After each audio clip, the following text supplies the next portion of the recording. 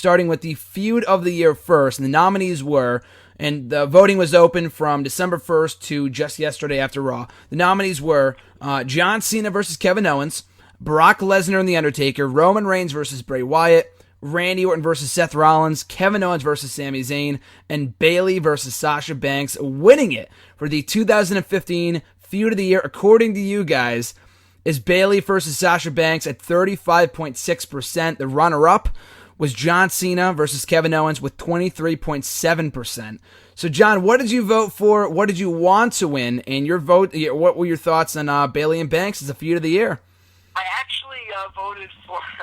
I didn't even vote for the runner-up. I voted for Brock Lesnar and The Undertaker. Now, I know that we've seen this rivalry before, and it wasn't exactly a fresh concept, but I just thought that in terms of producing the coolest and most entertaining content in WWE this year, I thought Brock Lesnar and The Undertaker did a great job over the summer.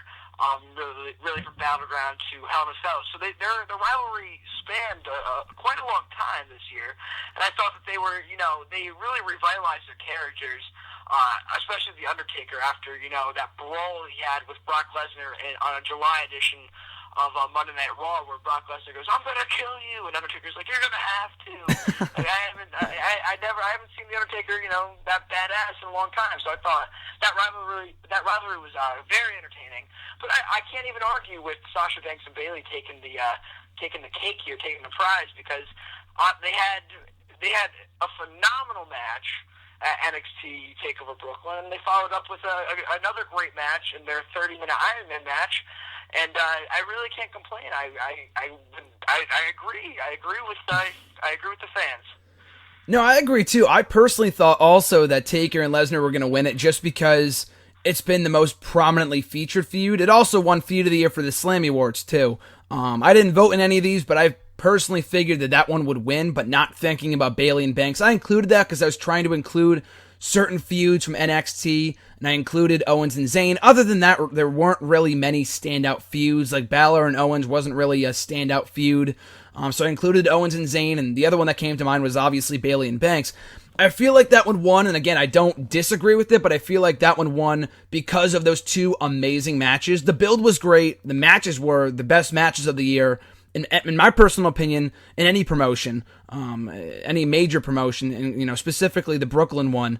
But the build after that, after the Brooklyn match, they really didn't do much. They weren't on TV much. They had an amazing video package for the match and a great contract signing. But other than that, there really wasn't a feud. Whereas with Lesnar and Taker, you can name at least 5 or 6 moments that were great throughout the feud. I still go with Bayley Banks here, but I do agree for WWE's Feud of the Year, it's got to be Lesnar Taker. Like you said, Taker's return to Battleground. I mean, some people saw it coming. It was rumored, but it wasn't official, so that was cool. As you mentioned, John, the brawl was, oh my god. I mean, you talked about a couple months ago when it first happened, like the top 100 moments in Raw history as seen on the network, or that DVD that came out in 2012 or something.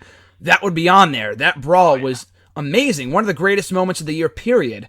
So you had that, the moment at Battleground with Taker coming back, the Raw before SummerSlam in Minneapolis, where Taker low-blowed Brock Lesnar, and he got a huge chorus of boos for that. The match at SummerSlam was good. The Hell in a Cell match was good. The Raw before Hell in a Cell, when they both came back and Lesnar walked out in Texas, and he got booed when Taker tried to confront him. So I thought they had a great feud. Can't really disagree with Bayley and Banks.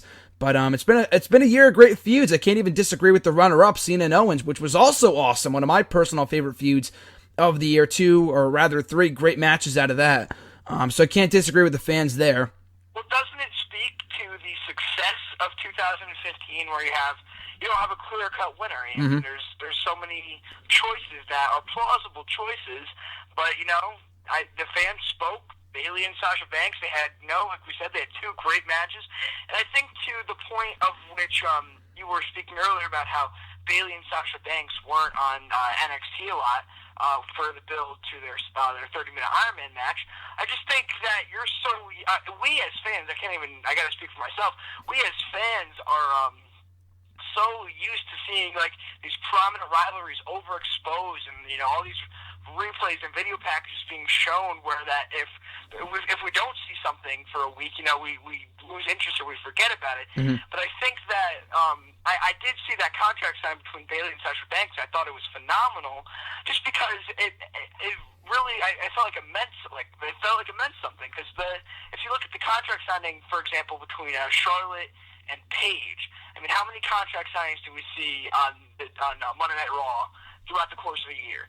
But I mean, like, I just felt like this contract signing between Sasha Banks and Bayley, it meant so much more, especially because they're not overexposed. We don't see them all the time, every single week.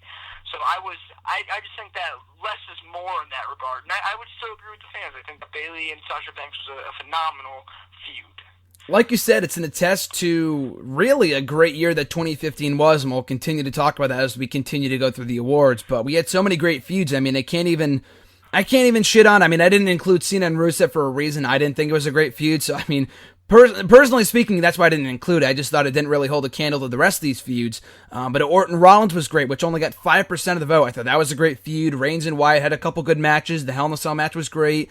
Owens and Zayn, great feud on NXT that lasted about 5 or 6 months. Lesnar Taker. Rollins, they're never bad when they're together. Mm-hmm. Yeah, exactly. That one barely made the cut as a feud that really worked out well during the spring. So a lot of great feuds, and I'm looking forward to seeing what takes the cake in 2016.